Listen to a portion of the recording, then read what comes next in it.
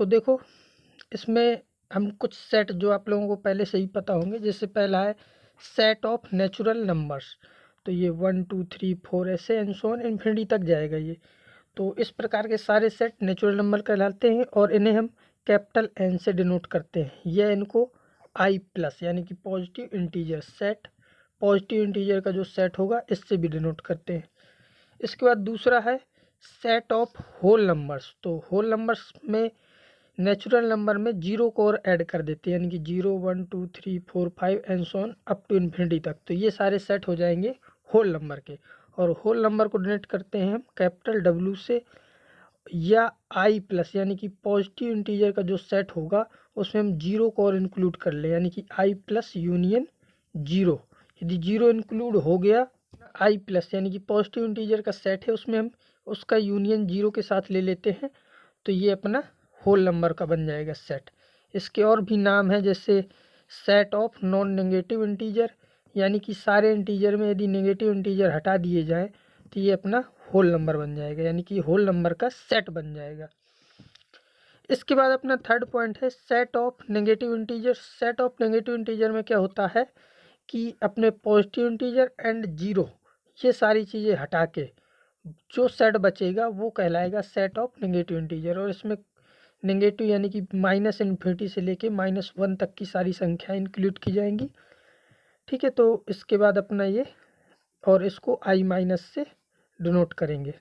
इसके बाद है फोर्थ पॉइंट। फोर्थ पॉइंट में सेट ऑफ इंटीजर्स। तो सेट ऑफ इंटीजर्स में देखो में negative integer, positive integer and zero इन सभी का सेट कहलाएगा सेट ऑफ इंटीजर्स। इसको आई अथवा जेड से हम डिनोट करते हैं। ठीक है, तो इसके बाद है अपना set of non positive integer. Non positive का मतलब है कि इसमें सारे जो होंगे पॉजिटिव नहीं होंगे, यानी कि नॉन पॉजिटिव का मतलब ये है कि इसमें पॉजिटिव वाले नहीं होंगे, यानी कि नेगेटिव होंगे एंड जीरो भी होगा। यानी कि सारे इंटीजर में यदि हम पॉजिटिव इंटीजर हटा दें तो अपना ये आ जाएगा set of non positive integer. या ऐसा कह सकते हैं कि नेगेटिव इंटीजर में यदि यूनियन ले ले हम जीरो, यानी कि जीरो को और शामिल कर लें सारे नेगेटिव इंटीजर्स में, तो ये अपना बन जाएगा set of positive non positive integer. और नॉन पॉजिटिव इंटीजर का मतलब ये नहीं है कि वो नेगेटिव होगा, क्योंकि उसमें जीरो भी शामिल होगा। तो नेगेटिव सारे होंगे एंड जीरो, तो इस प्रकार के सेट कहलाएंगे नॉन पॉजिटिव इंटीजर। अगला है अपना सेट ऑफ रियल नंबर्स। तो रियल नंबर्स में सारे आ जाएंगे इंटीजर, पॉजिटिव, नेगेटिव, जीरो, यानी कि सारी संख्याएं आ जाएंगी माइनस इन्फिनिटी से प्लस इन्फिनिटी तक का ये ओपन इंटरवल। और इन्फिनिटी में आपको ये पता ही होगा कि ये दोनों साइड ओपन लगाते हैं, ये हमेशा याद रखना है। तो रियल नंबर में सारी संख्याएं आ जाएंगी।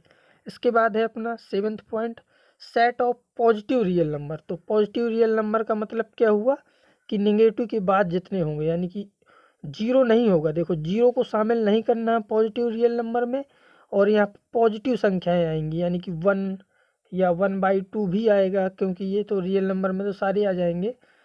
तो जीरो से प्लस इन्फिनिटी तक का सारा सेट ये रियल नंबर कहलाएगा।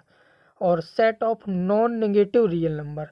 तो नॉन नेगेटिव रियल नंबर का मतलब क्या है कि जिसमें नेगेटिव ना हो, यानी कि सारे रियल नंबर हों बट उसमें सारे नेगेटिव रियल नंबर हटा देने हैं, तो ये अपना नॉन नेगेटिव रियल नंबर बन जाएगा। ये होगा जीरो भी आएगा इसमें, तो जीरो से इन्फिनिटी तक का सारा इंटरवल। इसके बाद है set of negative real number. तो नेगेटिव रियल नंबर में क्या होगा माइनस इन्फिनिटी से लेके जीरो तक, यानी कि पॉजिटिव को नहीं रखना है। ये सारे रियल नंबर में से यदि हम पॉजिटिव रियल नंबर हटा दें तो वो अपना बन जाएगा नेगेटिव रियल नंबर। इसको आर माइनस से डिनोट करेंगे। इसके बाद अपना अगला है set of non positive real number. Non positive का मतलब क्या है कि जिसमें पॉजिटिव नहीं होंगे, यानी कि सारे रियल नंबर होंगे और जीरो भी होगा लेकिन उसमें पॉजिटिव नहीं होंगे। तो हमने आर में से आर प्लस को हटा दिया, इसीलिए कि सारे पॉजिटिव होंगे। और ये माइनस इन्फिनिटी से जीरो तक का इंटरवल होगा। इसके बाद अपना अगला है सेट ऑफ रैशनल नंबर। तो रैशनल नंबर को जनरली हम क्यू से ही डिनोट करते हैं, और क्यू बराबर होता है p upon q. P q belongs to integer and q is not equal to zero, यानी कि पी क्यू दोनों इंटीजर्स होंगे और क्यू जीरो नहीं होगा। यानी कि इसकी डेफिनेशन है which can be written in p by q form where p and q belongs to integer. मतलब कि पी और क्यू की फॉर्म में जो भी लिखा होगा वो अपना रैशनल नंबर कहलाएगा। और ये तो आप लोग 9th 10th से जानते होंगे कि रेशनल नंबर इस प्रकार के होते हैं। जैसे यहाँ पे मैंने ये लिख दिया 1/2 या 2/3, तो जिसमें 2 और 3 दोनों क्या है, इंटीजर्स। ये ऐसा मान लो कि ये -1/2 ये भी रेशनल नंबर में ही आएगा। और कुछ और भी होंगे रेशनल नंबर, जैसे मान लो मैंने यहाँ पे लिख दिया 2.7, तो ये भी रेशनल नंबर होगा, क्योंकि हम इसको आई राइट डाउन 27/10 ऐसे हम इसको लिख सकते हैं, इसलिए ये रेशनल नंबर में होगा। और इसके बाद अपना आएगा इरेशनल नंबर। तो इरेशनल नंबर में क्या होगा, तो सेट ऑफ इरेशनल नंबर, इसको QC या हम इसको Q बार से भी डिनोट करते हैं, इसके ऊपर बार लगा होगा, QC या फिर Q बार लगा होता है इसके ऊपर, इसको ऐसे डिनोट करते हैं। सारे रियल नंबर में यदि इरेशनल नंबर हटा दिए जाए तो बचता है इरेशनल नंबर का सेट। और इरेशनल नंबर में इस प्रकार की आएंगी संख्या, जैसे ये है √2, ठीक है, √3, ये सारे रेशनल नंबर हैं। √4 नहीं होगा, √4 रेशनल होगा, क्योंकि इसको हम लिख सकते हैं इक्वल टू 2, √4 को लिखा जा सकता है 2, इसलिए ये आपका रेशनल नंबर होगा। और जो नॉन टर्मिनेटिंग हो वो सारे आपके रेशनल नंबर होंगे, यानी कि जैसे मैंने यहाँ पे लिख दिया 1.41432, ठीक है, ऐसे यहाँ पे जैसे मैंने कुछ भी लिख दिया 41432, ऐसे and so on up to infinity तक, ऐसे हमने, तो ये सारे रेशनल हैं क्योंकि ये नॉन टर्मिनेटिंग है। और जो टर्मिनेटिंग टाइप के होंगे वो रेशनल नंबर नहीं होंगे। तो जो आपके टर्मिनेट करेंगे, जैसे यहाँ पे मैंने लिख दिया 0.3333 ऐसे एंड सो ऑन, तो ये जो 3 रिपीट कर रहा है तो इसका मतलब ये नॉन टर्मिनेटिंग है, इसलिए ये आपका रेशनल नंबर होगा, इरेशनल नहीं होगा, क्योंकि ये बार बार यही आ रहा है। और ये आपने पढ़े होंगे इनको हम कैसे सॉल्व करते हैं, ठीक है। तो इस प्रकार से ये आपका हो गया रेशनल इरेशनल नंबर। इसके बाद हम कुछ रेशनल और इरेशनल को और अच्छे से समझ सकते हैं, देखते हैं वो कैसे करेंगे। देखो गाइस, इसके बाद अब हम यहाँ पे सीखेंगे रिकरिंग डेसिमल क्या होता है। तो रिकरिंग डेसिमल में कुछ इस प्रकार के आएंगे आपके पास। जैसे रिकरिंग डेसिमल में हम ऐसे स्टार्ट करते हैं, जैसे यहाँ पे कुछ इस प्रकार से लिखा है, जैसे 0.6666 ऐसे and so on up to infinity. तो रिकरिंग डेसिमल में इसको ऐसे भी हम लिख सकते हैं 0.6 बार, या इसको ऐसे लिखा सकता है 0.6 के ऊपर एक आवर्त दशमलव, ठीक है, x के इक्वल मान लो ये, ठीक है। फिर हम दोनों पक्षों में इसमें यानी कि दोनों साइड हम मल्टीप्लाई कराएंगे 10 से, क्योंकि एक के ऊपर ये आवर्त दशमलव लगा है तो यहाँ पे 10 से मल्टीप्लाई होगा, तो ये हो जाएगा 10x इक्वल टू, जब यहाँ पे इन तीन में से किसी में भी जैसे 10 से मल्टीप्लाई कराए तो ये आ गया 6.6666 ऐसे and so on up to infinity तक, ठीक है। फिर यहाँ से आ गया 10x इक्वल टू, अब इसको हम दो पार्टों में ब्रेक करके ऐसे लिख सकते हैं 6 प्लस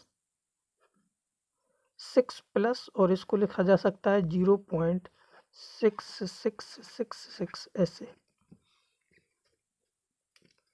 इसके बाद यहाँ से आ जाएगा 10x इक्वल टू 6 प्लस, अब इसको आप ध्यान से देखो कि ये जो 0.66 अप टू इन्फिनिटी है ये यहाँ पे था 0.66, इसकी जगह हम लिख सकते हैं सीधे x, तो यहाँ पे हम लिख सकते हैं x, और ये x इस साइड जाएगा तो 10x में एक x सब्ट्रैक्ट कर दोगे तो ये बचा आपका 9x इक्वल टू 6, और इसको हम सीधे लिख सकते हैं x इक्वल टू 6/9, ठीक है। तो यानी कि ये आपका एक रैशनल नंबर है, इरेशनल नहीं आया ना, ये रैशनल आ गया यहाँ से, तो इसीलिए ये जो रिकरिंग डेसिमल होंगे ये सारे आपके इरेशनल होंगे, ठीक है। तो बस यही हमें ध्यान देना है। इसके बाद हम ये तो आप लोग समझ गए होंगे कि कैसे किया। जैसे मैंने यहाँ पे एक ले लिया 0.12 और इसके ऊपर बार लगा दिया, या इसको ऐसे भी लिख सकते हैं 0.12 और एक आवर्त दशमलव दोनों के ऊपर, यह इसका मतलब अब तो आपको पता ही चल गया है कि इसका मतलब क्या है। तो इसको हम ऐसे लिख सकते हैं 0.121212, ये है इसका मतलब, ये ऐसे रिपीटेड होगा। तो देखो इसको सॉल्व करने के लिए इसको हम मान लेंगे x इक्वल, ठीक है, 100 से मल्टीप्लाई कराएंगे तो ये हो जाएगा 100x इक्वल टू, जब इसमें 100 से मल्टीप्लाई होगा तो ये 2 पॉइंट खिसक जाएगा तो ये आएगा 12.1212, ये आएगा 12.1212 ऐसे and so on up to infinity तक। ठीक है, अब इसको फिर से वैसे ही ब्रेक कर लोगे तो ये यहाँ से आ जाएगा 100x equal to 100x equal to ये आएगा 12 प्लस 0.121212 अप टू इन्फिनिटी तक। ठीक है, तो यहाँ से आ जाएगा 100x is equal to 12 plus, अब यहाँ पे फिर वही चीज़ आप ध्यान दोगे कि ये जो चीज़ लिखी हुई है और यही यहाँ पे लिखी हुई है, यानी कि इसकी जगह हम सीधे क्या लिख सकते हैं, x, इसकी जगह लिख देंगे x। अब जब आप इसको माइनस करोगे इस साइड लाके तो ये बचेगा 99x इक्वल टू 12, और फिर हम इसको लिख सकते हैं x इक्वल टू 12/99। तो यहाँ से फिर आपका ये आ गया, तो इसका आंसर हो गया 12/99। आप लोग ये समझ गए होंगे कि ये भी एक रैशनल नंबर है। बात जैसे देखो, अब पहला क्या था अपना 0.6 बार, ठीक है, दूसरा यहाँ पे था 0.12 बार। ठीक है, तो आपने देखा इसका आंसर क्या आया था 6/9, और इसका आंसर आया था 12/99। ठीक है, तो इसका मतलब हमें ये पता चला कि जब भी हमें इस प्रकार के क्वेश्चन होते हैं उनमें करते क्या है कि जैसे एक के ऊपर ये बार लगा है तो जिस पॉइंट पे बार लगा है उसको लिखो ऊपर, और यदि एक ही पॉइंट पे बार लगा है तो एक 9 नीचे लिख दो, इसका आंसर ऐसे निकल आएगा। और जैसे इसका आंसर निकलना है, इसमें दो के ऊपर बार लगा है 1 2 पे, तो इन 1 2 को ऊपर लिखो, और 2 में बार लगा है तो 2 9 9 नीचे लिख दो, यानी कि 99 लिख दोगे नीचे। इसी प्रकार जैसे मैंने एक ऐसे लिख दिया 0.123 और इसमें बार लगा दिया, तो इसका इजीली आंसर हम बता सकते हैं कि क्या होगा, ऊपर लिख दो 1 2 3 और नीचे 1 2 3 की जगह 3 में लगा है बार तो 3 9 लिख दो, यानी कि 999, यानी कि 999। तो ये इस प्रकार से इसका आंसर हो जाएगा। तो अब आप लोग ये समझ गए होंगे कि ये रैशनल क्या थे। वैसे ये सब तुम लोग पढ़ चुके होंगे, ये तो मैंने ऐसे ही बस रिवाइज करवाया आपका। ठीक है, तो अब इसके बाद आगे बढ़ते हैं। देखो गाइस, इसके बाद अब हम स्टार्ट करते हैं अगला। जैसे ये लिखा x such that x equal to 1/2n, यानी कि 1/2n टाइप के, यानी कि n belongs to positive integer. तो इस टाइप के इंटीजर आएंगे, यानी कि जो इवन इंटीजर होंगे उनका रेसिप्रोकल होगा। इस प्रकार से इसको हम टेबुलेटर फॉर्म पढ़ते हैं, ये इस प्रकार से लिखा जाता है। इसके बाद है ये फर्स्ट, जैसे फॉर ऑल एक्स, तो ये जो सिंबल है इसका मतलब है फॉर ऑल। जैसे ये लिखा हुआ है यहाँ पे फॉर ऑल एक्स, इसका मतलब ये है कि एक्स के सभी मानों के लिए, यानी कि एक्स के प्रत्येक मानों के लिए आगे जो लिखा हुआ क्वेश्चन में, इसको ये पढ़ते हैं। ठीक है, इसके बाद जो ये सिंबल है उल्टा ई लिखा हुआ है, इसको पढ़ते हैं देयर एग्जिस्ट। देयर एग्जिस्ट का मतलब है एक्स सच दैट, जैसे ये लिखा there exist x such that x square equal to 9। इसका मतलब ये है कि ये कह रहा है कि क्या कोई एक ऐसा एक्स, यानी कि एक्स कुछ ऐसा मिल सकता है जिसका स्क्वायर 9 हो जाए। तो इसके कहने का मतलब है कि क्या हमें कोई एक ऐसा एक्स मिल सकता है जिसका स्क्वायर करें तो वो 9 के इक्वल आ जाए। तो बिल्कुल एक एक्स हमारे पास मिल जाएगा, वो होगा 3, और एक -3 भी होगा। तो कोई एक चाहिए, कोई एक मिल जाए तो एक हमारे पास होगा जिसका स्क्वायर करें तो वो 9 के इक्वल हो जाएगा। तो ये चीज़ सही है, तो ये स्टेटमेंट जो लिखा हुआ है ये अपना सही हो जाएगा। इसके बाद जो ये सिंबल है इसको हम पढ़ते हैं इम्प्लाइज। और इम्प्लाइज को तुम लोग ऐसे लैंग्वेज में पढ़ो, इसका मतलब ये है, जैसे यहाँ पे हमने ये 4 स्टेटमेंट ये यहाँ पे लिखे हुए हैं, 2 यहाँ पे लिखे हुए हैं। इसका मतलब ये है कि जैसे ये कह रहा है x equal to 3, this implies x square 9। तो इसका मतलब है कि यदि x 3 है तो ये कह रहा है कि इसका स्क्वायर 9 होगा। इसको ऐसे पढ़ना है कि दिस इम्प्लाइज का मतलब है कि यदि x 3 है तो इसका स्क्वायर 9 ही होगा। तो क्या ये सही है? तो ये सही है, क्योंकि यदि x का मान 3 है तो इसका स्क्वायर बिल्कुल 9 होगा। ठीक है, तो ये अपना सही हो जाएगा। इसी प्रकार जो दूसरा स्टेटमेंट है कि यदि एक्स स्क्वायर 9 है तो x इक्वल टू 3 होगा, तो ये चीज़ गलत है, क्योंकि यदि एक्स स्क्वायर 9 है तो 3 थोड़ा ना होगा, -3 भी हो सकता है। तो ये बिल्कुल एग्जैक्ट सही नहीं है, इसलिए ये स्टेटमेंट अपना गलत हो जाएगा। फिर थर्ड है कि जैसे एक्स स्क्वायर इक्वल टू 9 है तो x is not equal to 3, यानी कि यदि एक्स स्क्वायर 9 है तो x 3 नहीं होगा। तो ये भी गलत है, क्यों नहीं होगा? 3 भी हो सकता है और -3 भी हो सकता है, तो ये चीज़ भी गलत है। इसके बाद जैसे यहाँ पे इसने कहा है कि एक्स स्क्वायर इक्वल टू 9, और इसको मैंने कट कर दिया है यहाँ पे कि नॉट, मतलब कि ये दिस इम्प्लाइज, तो ये नॉट दिस इम्प्लाइज, इसको हम पढ़ेंगे नॉट इम्प्लाइज। तो x square equal to 9 is not implies x equal to, जैसे यहाँ पे मैंने लिख दिया 3। ठीक है, ये छूट गया होगा, तो एक्स इक्वल टू 3। तो यदि एक्स स्क्वायर 9 है तो एक्स 3 नहीं होगा, तो ये सही है, एक्स 3 नहीं होगा। यहाँ पे लिखा है साइन एक्स इक्वल टू 1, तो इसने कहा है cos x, this implies cos x 0 होगा। तो बिल्कुल सही बात है, क्योंकि sine square x plus cos square x बराबर 1 होता है। तो ये अपना बिल्कुल 1 हो, यानी कि अगर साइन एक्स 0 तो कॉस एक्स को तो 0 होना ही पड़ेगा। तो ये स्टेटमेंट सही है। 6 है कि यदि कॉस एक्स 0 है तो दिस इम्प्लाइज साइन एक्स 1 होगा। तो ये चीज़ गलत है, क्योंकि ये 1 भी हो सकता है और -1 भी हो सकता है, क्योंकि जब sine square x plus cos square x करोगे तो -1 का स्क्वायर भी 1 आएगा और +1 का भी 1 आएगा। तो इसलिए ये चीज़ गलत है, यानी कि ये 1 ही नहीं होगा, -1 भी हो सकता है, केवल 1 ही नहीं होगा। ठीक है, अब इसके बाद हम आगे बढ़ते हैं। तो काफ़ी लोगों को दिक्कत होती है इसमें, जैसे ग्रेटर देन और इक्वल, इसका मतलब क्या है? कि जैसे ये कह रहा है या तो वो ग्रेटर देन होगा अथवा इक्वल। इस साइन का मतलब ये है, ये जो साइन है इसका मतलब या तो ग्रेटर देन होना चाहिए या फिर इक्वल, दो में से कोई एक कंडीशन होल्ड करनी चाहिए। जैसे यहाँ पे लिखा है 5 ग्रेटर आर इक्वल टू 2, तो इसमें काफ़ी लोग दिमाग लगाएंगे, जैसे 5 और 2 इक्वल थोड़ा ना है, तो इसने कब कहा कि इक्वल होना चाहिए? इसने तो ये कहा कि या तो इक्वल होगा या फिर ग्रेटर होगा। तो 5 बिल्कुल 2 से बड़ा है, तो एक कंडीशन होल्ड करनी चाहिए, तो वो तो होल्ड कर रही है।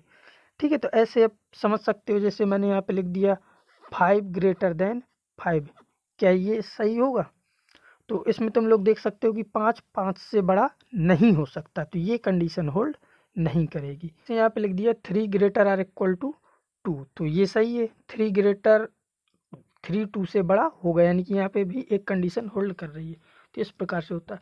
अब जैसे यहाँ पे ये लिखा है मोड के बारे में, तो mode x equal two plus minus x, तो ये चीज़ बिल्कुल गलत है, इसको हम ऐसे नहीं लिख सकते, क्योंकि इसमें कंडीशन बतानी पड़ेगी। जैसे मैंने यहाँ पे मोड को नीचे लिखा है कि यदि x greater or equal to 0 है तो इसका मान प्लस एक्स होगा, और यदि एक्स लेस 0 है तो उसका मान माइनस एक्स होगा। ठीक है, और यदि ये 0 से बड़ा है तो प्लस में खुलेगा, और 0 है तो उसका मान 0 होगा। ये तो आपको पता होगा कि जैसे यहाँ पे मोड 0 है तो इसकी वैल्यू तो 0 ही होती है।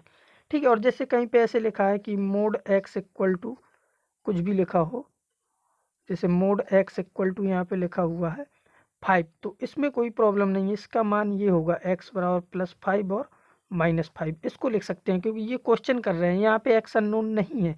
यहाँ पे हम एक्स का मान 5 रखें या -5 रखें, वो दोनों कंडीशन में सेटिस्फाई करेगा। तो ये अलग चीज़ है और ये अलग चीज़ है। ठीक है, तो इसमें आपको ध्यान देना है कि ये एक डिफरेंट चीज़ है और ये डिफरेंट है। इसके बाद देखो, अब हम आगे बढ़ते हैं। अब जैसे ये रूट वाली चीज़ आ गई, जैसे इसमें अब ये रूट के अंदर है, कुछ भी हो रूट के अंदर, बस नॉन नेगेटिव होना चाहिए। ये आपको याद रखना है कि नेगेटिव संख्या नहीं होनी चाहिए रूट के अंदर। जैसे यहाँ पे √4 है, तो इसको ऐसा लिखने की ज़रूरत नहीं है कि ये +-2 होगा, क्योंकि अगर रूट के अंदर पॉजिटिव है और स्क्वायर रूट लगा है तो उसकी केवल एक ही वैल्यू आएगी जिसका मान होगा केवल 2, उसमें प्लस माइनस 2 करके नहीं आएगा। अब जैसे यहाँ पे इसको ऐसे समझो जैसे एक्स स्क्वायर इक्वल टू 16 लिखा हुआ है, तो 16 को अगर जैसे हमने ऐसे लिखा x बराबर 16, तो ये चीज़ तो बिल्कुल गलत है, इसको ऐसे हम नहीं लिख सकते। ठीक है, इसको ऐसे नहीं लिखा जा सकता, इसको लिखा जाएगा, ये चीज़ सही है। इसको हम ऐसे लिख सकते हैं कि x बराबर प्लस माइनस 16, तो यहाँ से x के जो मान आएंगे देखो, तो यहाँ से एक आएगा +4 और एक आएगा -4, इस चिन्ह की वजह से आएगा। लेकिन अगर √16 को ही जैसे हमने सॉल्व किया है तो इसका मान भी हमने सीधे डायरेक्ट 4 ही लिखा है। अब इसके आगे चिन्ह लगे थे इसलिए इसकी 2 वैल्यू आ गई, वो बात अलग थी। जैसे यहाँ पे √4 लिखा है तो इसको प्लस माइनस 2 नहीं लिखेंगे, इसका मान तो 2 ही होगा। जैसे यहाँ पे √16 का मान केवल 4 ही हुआ है, बस ये जो आगे चिन्ह लगे इनकी वजह से इसकी 2 वैल्यू आई हैं, तो इनको ऐसे लिखना वैलिड है और बाकी इस प्रकार से नहीं लिख सकते। ठीक है, तो ये याद रखना है। इसके बाद ये याद रखना है कि जैसे रूट के अंदर कुछ भी लिखा हो, एनीथिंग, जैसे मैंने उसमें लिखा था, तो always greater or equal to 0 ही होगा, इसमें कोई संदेह नहीं है। अब जैसे इसको किसी ने जैसे ये चीज़ पढ़ी, जैसे रूट के अंदर स्क्वायर लगा है और स्क्वायर रूट है, तो इसका मान जैसे यहाँ पे x लिख दिया, तो ये चीज़ गलत है। तो इसका सही क्या है कि इसको हम ऐसे लिखेंगे। अब ये गलत क्यों है, इसको यदि चेक करना हो तो इसको तुम लोग कुछ भी रख के चेक कर सकते हो। जैसे मैंने x की जगह यहाँ पे रख के देखा -2, तो आप लोग देखोगे ये यहीं पे फेल हो जाएगा। जैसे x की जगह -2 रखा, तो यहाँ x की जगह -2, तो -2 का स्क्वायर और -2 का स्क्वायर हो गया +4, और +4 का आंसर क्या आ गया 2। तो आप देख सकते हो कि जो LHS से आया 2 और RHS से आएगा, यहाँ पे जब तुम लोग रख दोगे, यहाँ पे x की जगह -2 रख दोगे तो RHS मिलेगा -2, तो इक्वल कहाँ आया। तो इसका मतलब है कि इसको ऐसे नहीं लिखा जा सकता। तो फिर इसमें सही क्या है कि हम इसको हमेशा इस प्रकार से लिखेंगे जैसे ये लिखा हुआ है। ठीक है, तो आप लोग ये समझ गए होंगे और ये बेसिक सी जानकारी थी। इसके बाद अब हम अगले लेक्चर में पढ़ेंगे इक्वालिटी को कैसे सॉल्व करना है, ये सारी चीज़ें हम सीखेंगे।